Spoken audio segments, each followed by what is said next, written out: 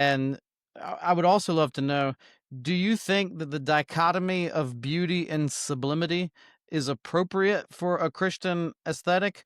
Or do you think that sublimity is just either a response to the beautiful or sort of subsumed into the beautiful? Because I just have this intuition that like that dichotomy shouldn't exist, but I could be wrong. I'm wondering No, your but thoughts. I believe it shouldn't, and it goes and in both senses. Remember the way we think of those words now, especially in the post-romantic age, is not how Longinus or even Right. Burke or even Kant understood them, or um, pulchritudo in Thomas Aquinas, for instance, is simply a name for what is bright and sparkly and appealing and pretty.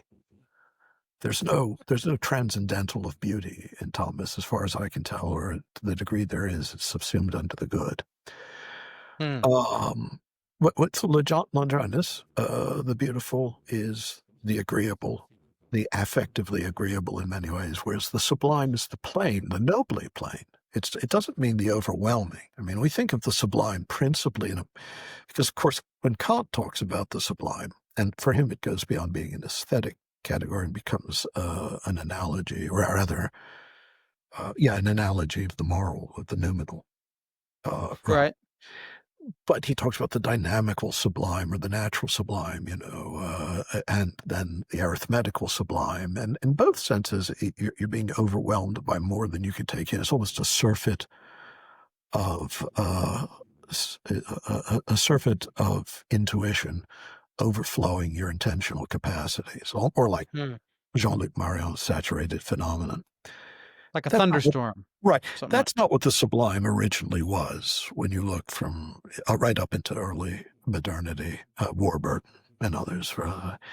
Is there? It's a noble plainness, like the language, the diction of Hebrew scripture, quite often, where it's like the house of dust, in which it's plain because ornament would detract from it. In that sense, it still has the meaning sublimine, that which is below the threshold of the sacred space, that which is rather low and earthly and not ornate. And the beautiful very much is, right up well into the past Burke. It's beginning to change with Kant, but even then, it's not really till the next generation. The time, it's really with the Romantics, with Hölderlin and Heine, and but also Schiller, and in philosophy, Schelling more than Hegel, Hmm. which. But I mean, when you listen to Beethoven, how do you discriminate the beautiful from the sublime there? Well, here's the melodic bits in the Sixth Symphony. Oh, but here's the overwhelming opening of the Third Symphony, and the grosse fuga, that's pure sublimity. Well, no, actually, you discover that these things intermingle and interfuse, and you realize that you're just talking at this point about relative judgments, and then you discover the sublime can be beautiful, and the beautiful can be sublime, and I think also within Christian thought this was an inevitable thing because, of course, we're confronted with what's our iconography about? Well, quite often, one of its central images is a man nailed to a cross. Someone who, I mean, the most shameful and horrible and what was understood to be both not only agonizing but the most humiliating form of execution known to the Greco-Roman world. For us, we've been taught to see this broken slave and colonial and criminal in the eyes of the empire as the very presence of God. Hmm. And in seeing him, we're also supposed to, I mean, it's right there in Matthew 25, isn't it? To see the poor, the hungry, the naked, the stranger, the imprisoned, the migrant at the border, as beautiful, as the very image of God, radiant with the beauty that God sees in them. So we should see it, as well. So, the distinction between the beautiful and the sublime, I think, already dissolves within the sensibility of a Christian culture, or should do. And that romanticism, in a sense, far from violating this, is discovering a truth. And it's even there before them. I mean, you could say this the Italian Renaissance, the English, the Cambridge Platonists, the poetry at the time. We already see this interfusion of the beautiful. Imagine, think Shakespeare. I mean, my God, Mm. Lear and A Midsummer Night's Dream. But then the lyricism of Midsummer Night's Dream can be heard in parts of Lear, and the thunder and tumult and abysses of Lear can be heard at moments in Midsummer Night's Dream. It's just, this sort of art would have been unthinkable in the classical world. It just, you could have the tragic, the sublime in that sense, that which ends in silence. You could have the comic. You could have the lyric or the pastoral. Epic could occasionally, epic, the beautiful language, but even then you couldn't really have the comic, and you couldn't have the lightly lyrical. You could have the beautiful language, but you couldn't have,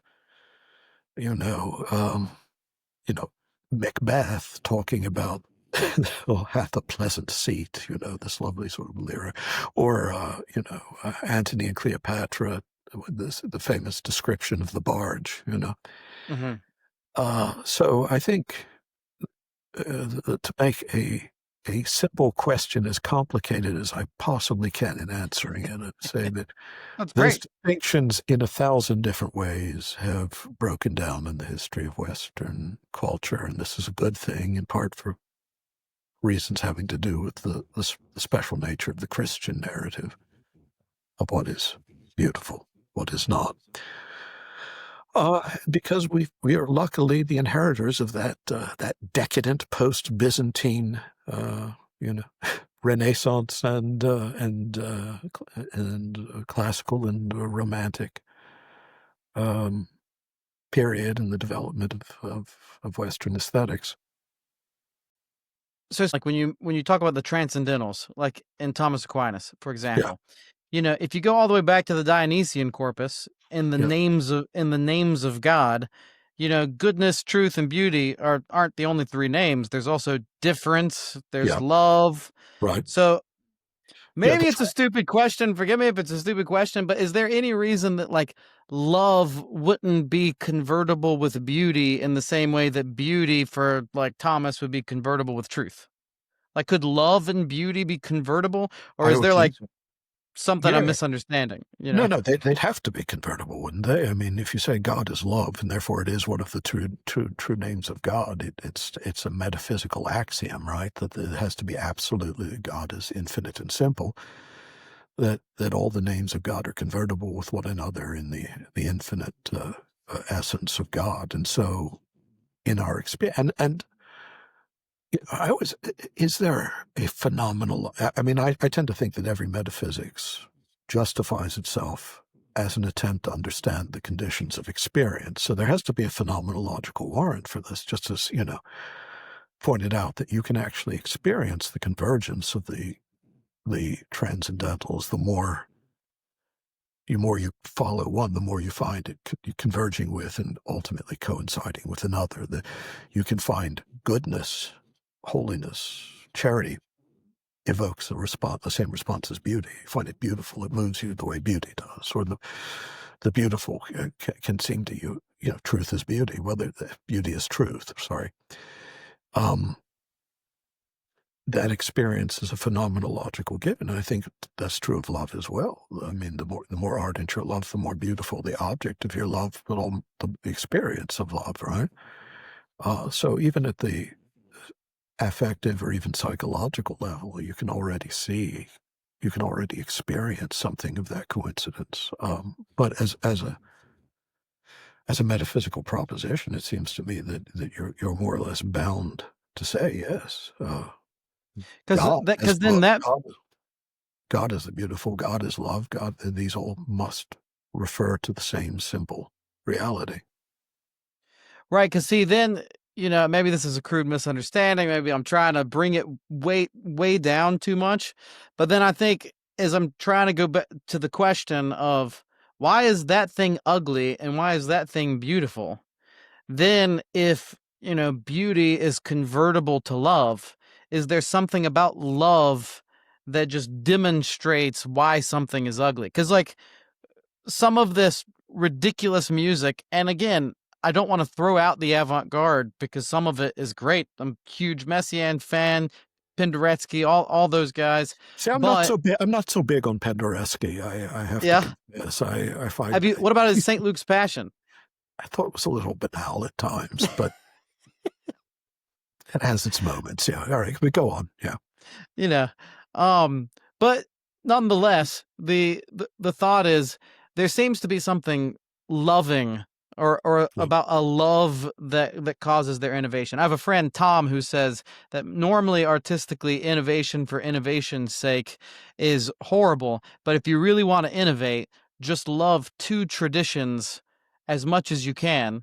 And if you love like Greco-Roman architecture and Japanese architecture, then you don't have to try to innovate. You'll just naturally innovate Yeah. because of. So I just wonder if like love is a means of determining Yeah. the objectivity of beauty in the real world. No, I You know what I think mean? that's true. Yeah. No, I think that's true. I don't, I mean,